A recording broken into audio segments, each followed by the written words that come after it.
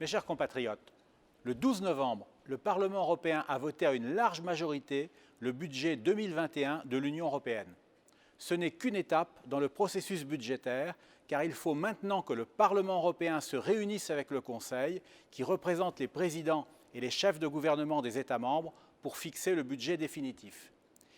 Il faudra aussi l'ajuster pour prendre en compte le cadre financier pluriannuel 2021-2027 qui a été adopté après le vote du Parlement. Et bien sûr, il faudra avant tout attendre que la Pologne et la Hongrie acceptent de lever leur veto. Ces deux États s'opposent en effet à juste titre à la règle nouvelle qui conditionne le versement des subventions européennes au respect de l'état de droit, c'est-à-dire en réalité au respect du progressisme à la mode. Quoi qu'il en soit, ce qu'a voté le Parlement est un budget de presque 182 milliards d'euros de crédits d'engagement. C'est déjà un premier problème, car c'est 15 de plus que ce que proposait la Commission de Bruxelles. Il n'est pas raisonnable d'augmenter le budget de l'Union alors même que le Royaume-Uni vient de nous quitter. Sur le fond, certaines dispositions sont bonnes, comme l'aide apportée au tourisme et aux PME. Mais les eurodéputés du RN ont malgré tout voté contre ce budget, car il est choquant sur de nombreux points.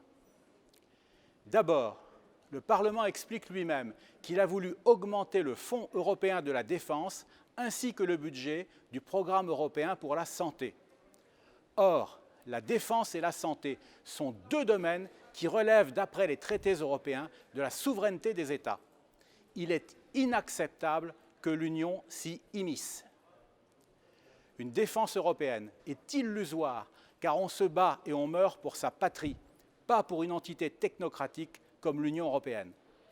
Quant à la santé, la crise du coronavirus que l'on vient de vivre prouve que la France doit d'urgence relocaliser la production des masques et des médicaments les plus essentiels, reconstituer ses stocks et mieux financer ses hôpitaux.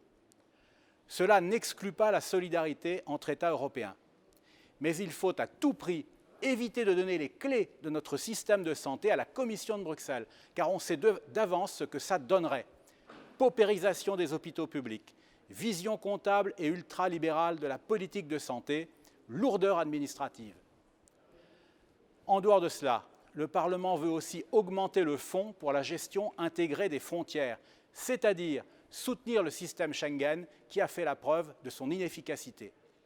C'est d'autant plus voué à l'échec que le Parlement explique sans rire qu'il faut renforcer l'accueil des migrants, notamment en améliorant les sauvetages en mer. Cette vision immigrationniste est évidemment inacceptable. Cerise sur le gâteau, l'aide à la Turquie est maintenue malgré les protestations contre les provocations d'Erdogan. Comme vous le voyez, on avait de sérieuses raisons de voter contre ce budget 2021 et on est fiers de l'avoir fait.